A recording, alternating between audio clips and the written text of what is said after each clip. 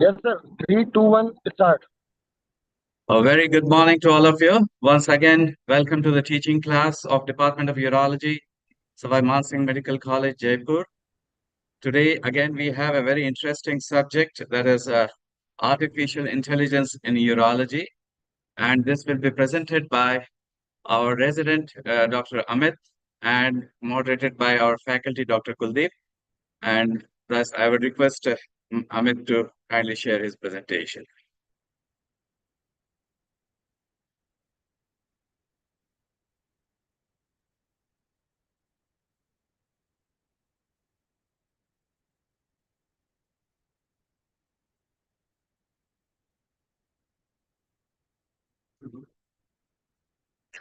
Good morning, everyone. I am presenting a seminar on intelligence in urology.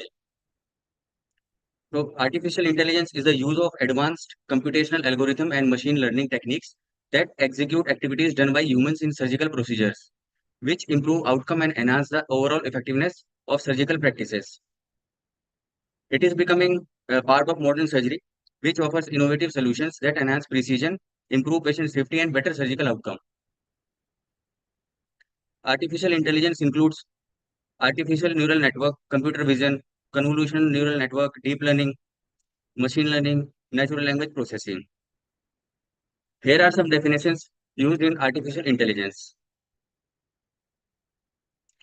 And there are five levels of autonomy in artificial intelligence.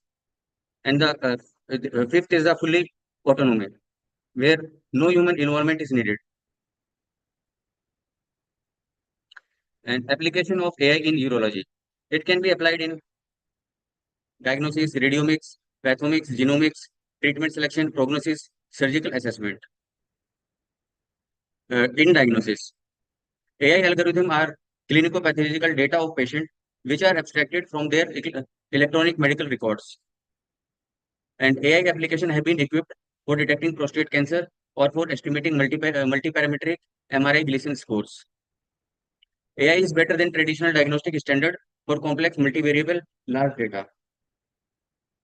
Machine learning models displayed an average performance increase in 33 to 80% for MRI negative biopsy which came positive. AI-assisted clinical pathology combines automated image recognition, examination, and evaluation of specimen images, allowing automatic pathologic diagnosis for detecting the disease in optical pathology images, which achieve accuracy of more than 97%. Here we can see the MRI and detection of lesion by AI. Clinicopathological data was used to develop machine learning algorithm that can estimate the biochemical recurrence following prostatectomy. Machine learning algorithms that were trained on the dataset of 338 patients, which achieved an accuracy between 95 and 98%. The algorithm were able to achieve an accuracy of 87.2% in the estimation of hospital stay. Pathomics in AI. The artificial intelligence-based identification cancer on a histology slides and its grading remain challenging. Machine learning techniques uses the information for pattern recognition to differentiate benign from cancerous lesions. Machine learning can detect number of glands, individual cells, or the nuclei per unit area. Here we can see the identification segmentation of the region of interest and the classification of histological images using the deep learning techniques. Here also we can see the detection of lesion by the AI and the same lesion detected by the different pathologist. Here again, we see the deep machine learning models where a slide is divided into small batches and detected by the machine learning models. Genomics in artificial intelligence. Machine learning can distinguish biomarkers in the periprostatic adipose tissue for predicting localized prostate cancer and localized advanced cancer. Can evaluate relationship between CpG methylation and gene expression level in the periprostatic adipose tissue. 30 genes recognized in their promoter genes that can predict the metastasis and progression risk of a patient with prostate cancer. Among these 30 genes, WRP73, WD repeat containing antisense to TP73 was significantly altered. Artificial neural network demonstrated accurate prediction of metastasis based on their genomic profiles. Neural network predict the prognosis of cancer-specific death or biochemical recurrences at 3, 5, and 7 years. Also, there have been identified 5 messenger RNAs to distinguish between high versus low glycine score. Transfer RNA derived fragments were also used to determine the prognosis for prostate cancer. A machine learning based prediction model predict the response of metastatic castration resistant prostate cancer to enzalutamide and abiraterone. AI uses the genetic characteristics of prostate cancer to assess different response to treatment. Also used to assess robust replication stress signatures, which reflect DNA replication stress. Higher RSS score were associated with T53, RB, and PTEN deletions. In bladder cancer, use of artificial intelligence. Initial detection of bladder cancer, most commonly done by diagnostic cystoscopy. Cystonet developed algorithm to detect bladder tumors during cystoscopy and TURBT. The model was trained on 611 images containing pathologically confirmed bladder cancer. The overall per frame sensitivity and specificity were 90.9% and 98.6% respectively. Here we can see the image which are fed to the artificial intelligence using deep learning. The endoscopic images are fed and the output is done by artificial intelligence. Deep learning models can predict bladder tumor grade and stage using blue light cystoscopy images. Blue light cystoscopy is a widely used enhanced cystoscopy using hexaminolevulinate, which causes cancerous urothelium to selectively fluorescence under blue light. Urine cytology plays an important role in the diagnosis and surveillance of bladder cancer given its non-invasive nature. Studies have used machine learning to accurately identify and classify cancerous cells. AI-powered pathology tool offer diagnostic accuracy and aiding in risk stratification for patients with bladder cancer, which is essential for guiding treatment decision and prognostication. Molecular biomarker in gene signatures. Most extensively studied molecular biomarker in bladder cancer is the fibroblast growth factor receptor 3 gene. Fibroblast growth factor receptor 3 gene is prevalent in non-muscle invasive bladder cancer and associated with favorable prognosis. Another important biomarker is the telomerase reverse transcriptase gene promoter mutation.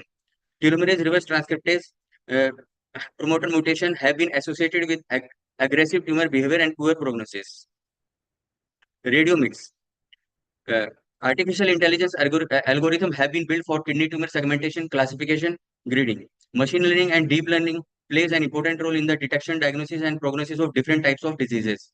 Machine learning algorithm also plays a role when images are first analyzed using radiomics. The radiomics yield a set of features that are used as input to an machine learning algorithm. Here we can see the traditional machine learning method, and in the lower side we see the deep learning technique with identify the lesions.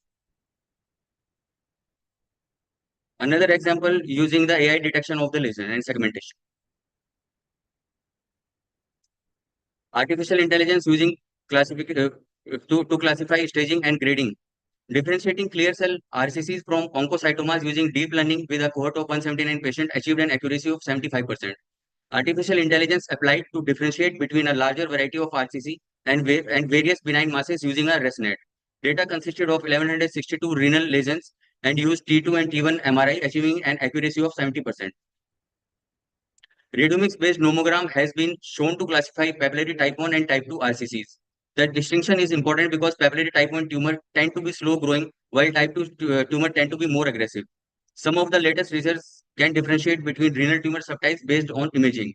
Machine learning methods can have excellent discriminative abilities, well thought out nomogram based on both clinical and radiomic data. Tumor node metastasis TNM staging is the most commonly used method for staging RCC, but difficulty in imaging is whether tumor invades the renal capsule or gerota fascia, which are important for stage 3 and stage 4 RCC.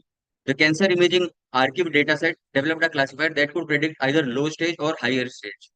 Using novel imaging with neural network for prediction, achieved an accuracy of 83%. Significant work has gone into predicting pathological tumor grade from radiological images. Each subtype of RCC has distinct pattern of gene expression and histologic features. Three most common subtypes are clear cell, papillary, and chromophobe RCC.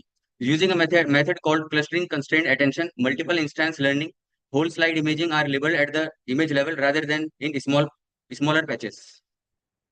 Here we see the whole slide imaging has been processed to know the diagnosis, subtype, and Fermat grading and survival prediction. Kernel regression model determined nuclear size variation and then correlated these size variation with Fermat grades. The model was able to distinguish between low and high grade with high accuracy. Crook and colleagues presented a model capable of assigning Fermat grades from 1 to 4 rather than high and low grade. This model was used wavelet transformation in pre-processing step to reduce noise and improve edge detection. Meloff and colleagues used clustering approach to analyze promoter DNA methylation and gene expression using 56 gene episignature in TCGA dataset of clear cell RCC and chromophobe samples. Another group applied to tensor decomposition based unsupervised feature extraction method to analyze messenger RNA and microRNA expression profiles. The artificial intelligence driven analysis identified microRNA signature and their associated genes, which were found to be involved in cancer related pathways.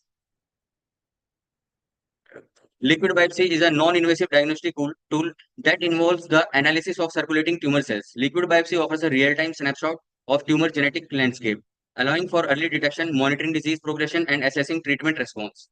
AI enabling clinician to tailor treatment strategies based on unique molecular profile of each patient tumor.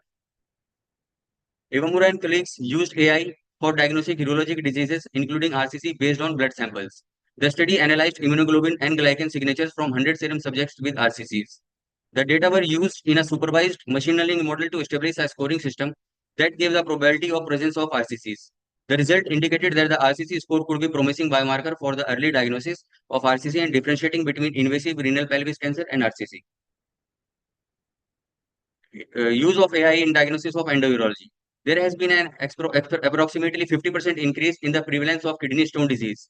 Non-contrast CT scan is required to assess the stone. AI algorithm can assist the NCCT screening for kidney stones, which is time efficient, accurate, and precise diagnosis and reduce the inter-observer variability. It can also differentiate the ureteric stone from phlebolith by reducing noise. Differentiation of ureteral stone from phlebolith depend on the ability to accurately locate the calcification. Radiological signs such as the soft tissue rim sign or the comet sign, which are insufficient for providing a clear diagnosis. AI algorithm can identify fine patterns such as pixel dispersiveness, skewness, and radio opacity histogram distribution. Using artificial neural network, stone-free PCNL rate accuracy was 82.8% and the need to repeat PCNL was 97.97%. BMI with the 3D texture was used for performance of shockwave lithotripsy. 3D texture analysis was used to estimate the number of shockwave needed. Preoperative CT scan determine stone composition in stone greater than 5 mm using artificial neural networks. AI algorithm were 100% accurate in distinguishing uric acid stone from non-uric acid stones, but accuracy dropped to 75% when trying to distinguish between the different subtypes of non-uric acid stones. The deep learning convolutional neural network was capable to identify the composition of 63 ex vivo kidney stones based on digital photographs. The most easily recognized stones were composed of uric acid, calcium oxalate, monohydrate, and steroid, whereas cystine and brucite stone were more difficult to distinguish. An automated needle targeting with X-ray ANTX device is developed, which uses AI calculation to correctly align a needle trajectory to perform the bullseye technique for percutaneous access. AI is also used in surgical skill assessment. Simulation provides surgical educators with the ability to replicate clinical environments where real-life surgical procedures and complications can be fabricated. The current utilization of AI in surgical simulation predominantly revolves around virtual reality training platform, where performance evaluation typically relies on computer-generated kinematic data.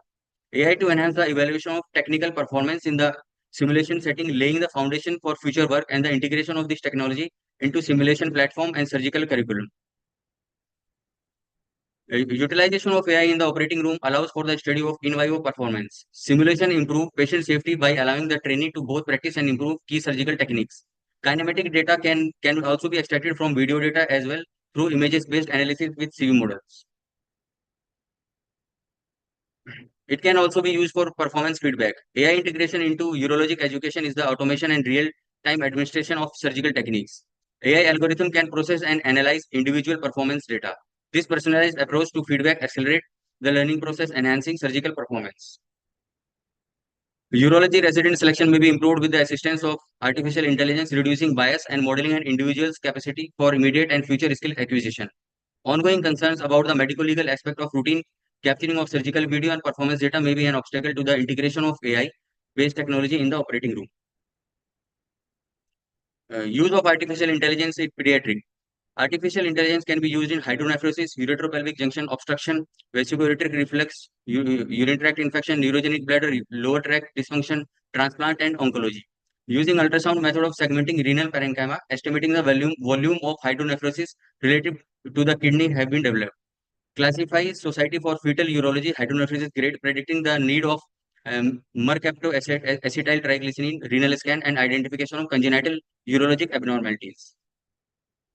Camera images are being used as a data source in the setting of classifying hypospadias phenotypes. Voiding cystoureterogram images to investigate VUR. AI model can differentiate high-grade and low-grade VUR. Neural network model can differentiate between Wilms and non-Wilms tumor on CT. Machine learning uses patient data with known Wilms tumor and use multiple models to predict chemotherapy response using CT features. There is a range of machine learning articles utilizing nuclear imaging, especially renal scans. Renal scan of patient with prenatal hydronephrosis are used to predict complication with neural network. Also, renal scans are used to predict UTI recurrences. Signal analysis is a related field of electrical engineering that investigates time series data, forms such as music, speech, or seismic activity. Signal analysis and machine learning methodology can identify detrusor overactivity in cystometrogram. AI uses clinical and video dynamic data to categorize expert-defined lower urinary tract dysfunction. Signal analysis method can also be used on drainage curve of nuclear diuresis renogram. Machine learning models to identify uretropelvic junction obstruction in surgical cases. Ultrasound feature to develop machine learning method that help in predicting renal obstruction. Ultrasonography result to estimate vesicoureteric reflex on the emptying after the cystoureterogram. AI in reproductive urology. Statistics reveal that around 70 million couples globally are failing to conceive. AI network and algorithm models were used to predict semen quality by considering variables such as lifestyle and environmental factors. Studies displayed high accuracies, showing an accuracy of 86% for sperm concentration and 73 to 76% for motility. AI model identified ageospermia patient with chromosomal abnormalities with an accuracy of 95%. Semen analysis, in which most of parameters such as sperm motility and concentration are measured manually, and AI-based approach using artificial neural network that was successfully in producing the desired result in analyzing sperm morphology with accuracy of 100%. Robot-assisted microsurgical procedures are now safe, practicable in dealing with the male infertility. More than 5 lakh American men opt for vasectomy, of which 2 to 6% will eventually undergo vasectomy reversal. Robot-assisted vasovasostomy yield comparable result to that of pure microsurgical technique. These benefits include the elimination of tremor, multi-view magnification, additional instrument arms, and enhanced dexterity with articulating instrument arm. AI in renal transplant. Renal transplant being the best available therapy for the end-stage renal failure. AI in renal transplant revolves around ensemble learning, where multiple models are combined to achieve better predictive performance. Machine learning algorithm for the effective allocation of kidney by using 18 different predictive variables. The survival model exhibit a higher index of concordance than other existing models used for determining recipient priority in the allocating system. Risk prediction score named iBox have been developed by an international team of French researchers for forecasting the risk of allograft failure after renal transplant. This robust system outperformed the current golden standard to monitor kidney recipient validity on more than 7,500 patients. Though renal transplant is a better option over dialysis, the recipient's kidney is always at a risk of rejection, and hence early identification of such complication is necessary. A novel deep learning-based computer-aided diagnostic system drawn upon both imaging and clinical biomarkers, with its sensitivity of 93.3% and 92.3% specificity in distinguishing between non-rejected and discharged renal transplants. The proposed method produced an accuracy of 92.9%. AI in cancer drug selection. The AI intervention will be of assistance in the choice of adequate medication for cancer diagnosis and treatment. Machine learning technologies can measure and assess their activities in more than 300 forms of drugs in castration-resistant prostate cancer cells. Navitoclax family inhibitor BCL2 was described as highly active in patients with prostate cancer resistant to castration. AI also plays a role in improving new surgical techniques such as minimally invasive procedures involving surgical robot. Robotic surgery is an extremely precise procedure having excellent cancer control. Radical cystectomy has been the surgical standard to treat patients suffering from muscle invasive bladder cancer. reduction in the estimated blood loss, the blood transfusion rate, and the length of stay in robotic-assisted radical cystectomy.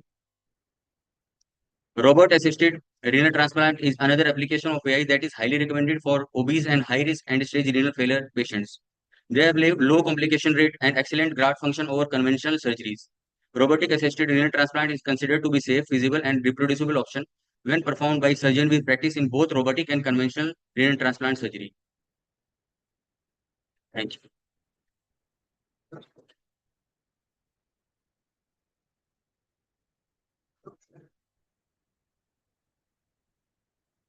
Thank you, Amit.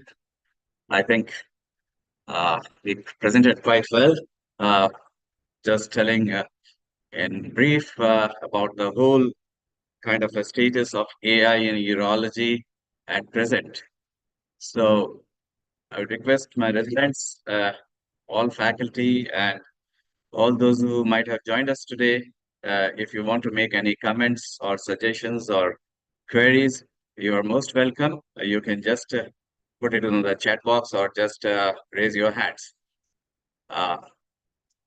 So any resident has any query? So I will try to briefly, do we have MCQs also? Okay. So I will briefly summarize the whole AI in urology, and then we will have MCQs, which is the usual thing that we do after our seminar. So we all know this is a very, very interesting topic, and it is going to make a huge difference in the near future.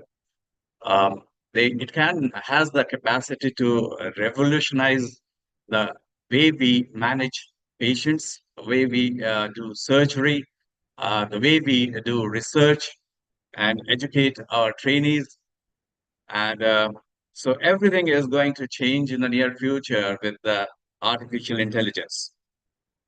So when we talk about AI, the basic application of AI today is in either diagnostics in the form of genomics, radiomics, pathomics, histopathomics, or it is for making treatment decision or for predicting the treatment outcome.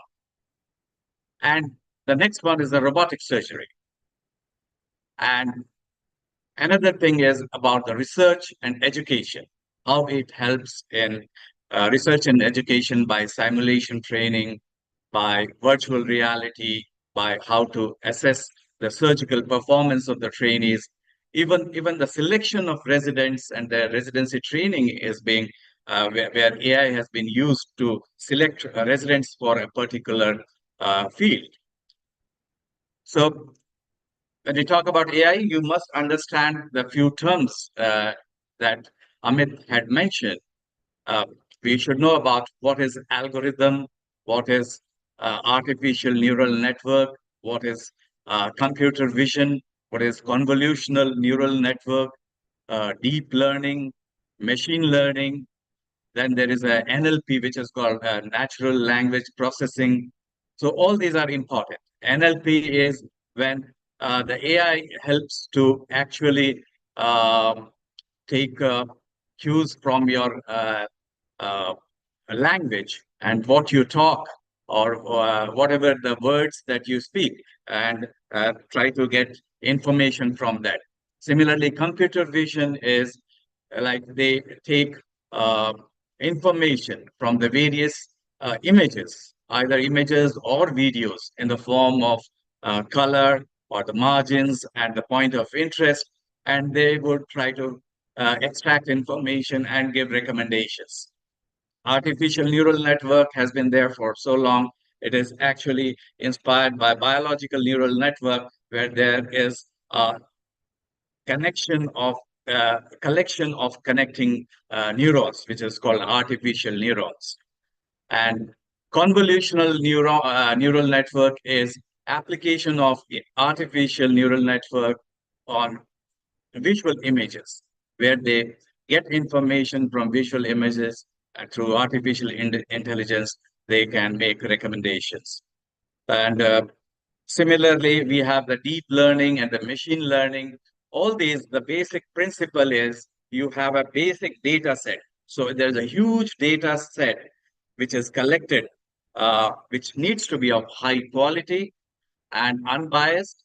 And from that, there are algorithms which are set up, which helps in the calculation and will give you, they will extract information and then they will give you some kind of a recommendation by which we can either diagnose, we can risk stratify the patients, we can take treatment decision, we can make predict treatment outcome. So all these things can be helped by this kind of data set, which is put on some algorithms, which are trained models, uh, and then the information can be extracted. Similarly, the other important application is robotics. So there are various levels of robotics surgery depending upon the autonomy. So level 0 is when the human movements are translated into robotic. So there is no other change. So like robotic ureteroscopy can be equivalent to level 0. So there is no other change, just there's translation of human movements to robotic application. The level 1 is what we do now, that is Da Vinci Xi surgery, where we have some application, some changes that, which are there even after translating human movement. And level 2 is when we have a kind of a conditional, there is a high task autonomy, where the example is brachytherapy and the placement of seeds in the prostate, where there is a task autonomy. And then the level 3 is kind of a conditional autonomy, which is being done by equablation. So in equablation of the prostate, there's a conditional autonomy that robot does, and the equablation, etc. Level 4 and 5, these are high autonomy and total autonomy. These are only theoretical. We have not reached that level where the robot actually plans and performs the surgery under supervision, human supervision. That is level 4. And level 5, where human supervision is also not required. So level 4 and 5, we have a lot of time to achieve that kind of autonomy, but we have achieved till level 3, right? So again, there is another important thing is the connectivity when we talk about telesurgery in robotics. So the main drawback now is about the delay, the time lag delay because of the low bandwidth of the network. That is the main hindrance doing telesurgery by robotics. But again, that has been overcome by delay tolerant robot telesurgery nowadays. So that also may be overcome in times to come, and a person in one country can operate in the other country. So that is all about, and then education and research. As it said, research is going to be much simpler and easier with artificial intelligence, and education and training is going to be to, much influenced by AI with the help of simulation training, virtual reality, assessing the surgical performance of the trainees. So all these are going to make a big difference in the near future. So if anybody has any thing to say, and then applications, as I said, the applications in urology, the maximum application has been in carcinoma prostate because we have the huge data set in carcinoma prostate, and diagnosis by artificial intelligence has been there on multiparametric MRI images. Then we have Gleason scoring. And so all these have been used by artificial intelligence. Then in bladder carcinoma, it is not only the images of the bladder tumor that has been utilized for AI, even they have combined like urinary metabolite markers along with images to not only diagnose bladder tumors, but also to tell the various grading of tumors. Similarly, in RCC, they have been able to use uh, metabolic markers along with Raman spectra effect, where they can actually tell you whether this is a benign tumor or a malignant tumor, right? Similarly, as he has said about the stone volume assessment, prediction of recurrence of stones, then application in male fertility, infertility, where they can actually predict the infertility outcomes. So all these have been used as applications of AI in urology, and I think the we have a limitless kind of a scope uh, in future. So if anybody has any query, residents, do you have any query regarding AI? And faculty, we have Dr. Amit Saple. Dr. Amit Saple, would you like to say anything? Otherwise, we will. Yes, Dr. Amit. Yeah, you have highlighted, along with the applications, you have also highlighted some drawbacks or cautionary points as well. So that is very important. I think people need to understand that. Though there are endless possibilities, we also need to know something about AI governance. So AI? AI governance, who will Okay. govern the AI? I'll give you an example. Yes. Just 2 days back, we got our CT films analyzed by AI driven software. So we had done this particular girl, a 9-year-old girl, had a hydroureteronephrosis on one side, the only functioning kidney. We had put in a nephrostomy. We did a nephrostogram, and I gave that entire CT series as a zip file to the AI software. What they returned, the image that they returned, did not show the hydroureter at all, whereas the ureter was grossly dilated right to the VU junction. So they had completely missed it. Now, we can definitely hide behind the thing that AI is going to learn with machine learning. It's going to learn as it progresses, as it reads more and more CTs. We fully agree that. But in this particular girl, who will be responsible for the lost diagnosis, the misdiagnosis? That is the point that we need to say. Will the AI software be responsible? Will the people who have written the software be responsible, or finally the urologist will be responsible, who has the responsibility to see both the CT as well as the reconstructed AI submitted data?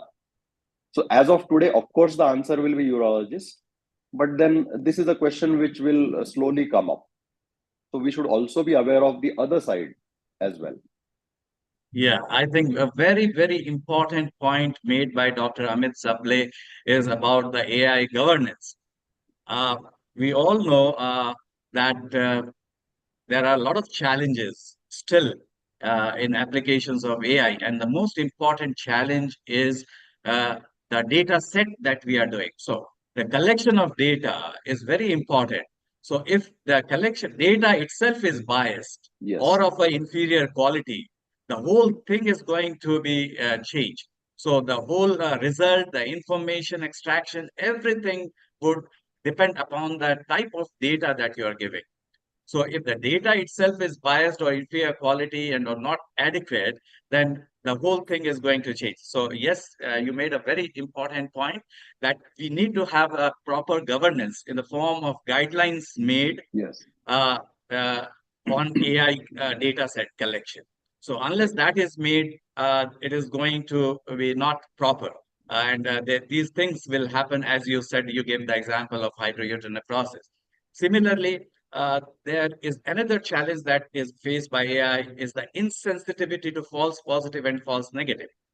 Humans are sensitive to some kinds of false positive and they can make their own decisions, but the computers would not. So that is insensitivity to false positive and negative is going to be an important challenge. Similarly, there is a concern regarding ethical concerns, how to collect this data and how to take informed consent from all the patients for the data, the images, the visual, all things. That is so. These are and there are social concerns also. So Correct. I think yes, very important points. Before the AI becomes a usual thing, we need to have a proper governance of AI to give proper and proper information, which will help us in diagnosis and what we are treatment decision. Otherwise, we can go haywire. So definitely, that's a very important point that you made. Anything Thank else, you. Mike? So we will go to our MCQs now, and we'll share the presentation. Yes.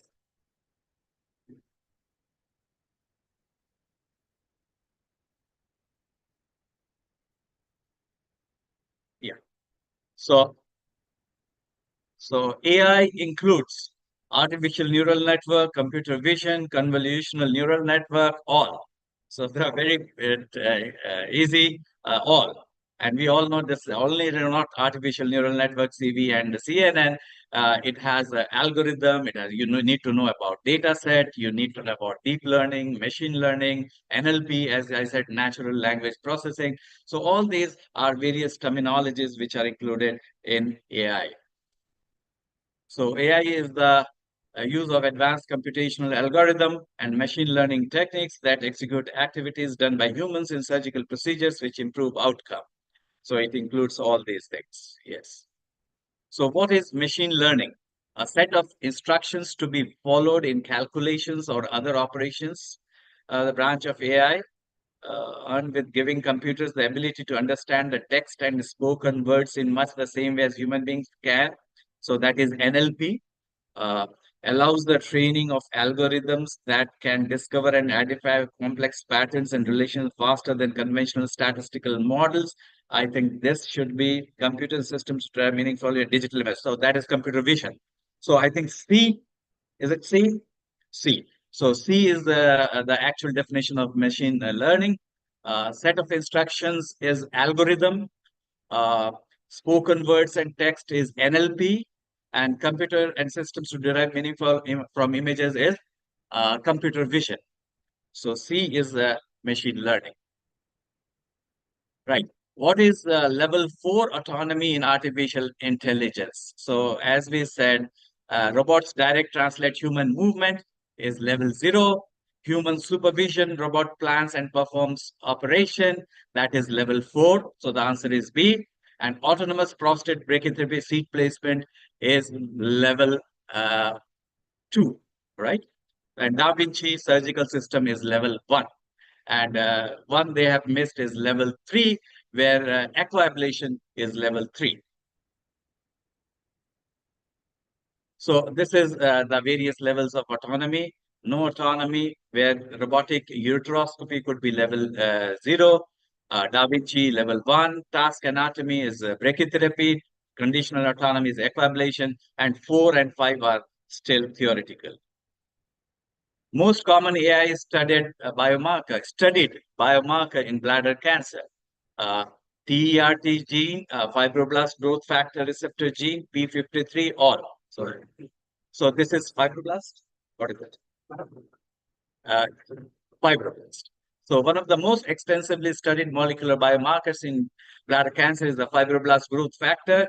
Mutations in this gene are prevalent in non-muscle invasive bladder cancer and have been associated with favorable prognosis.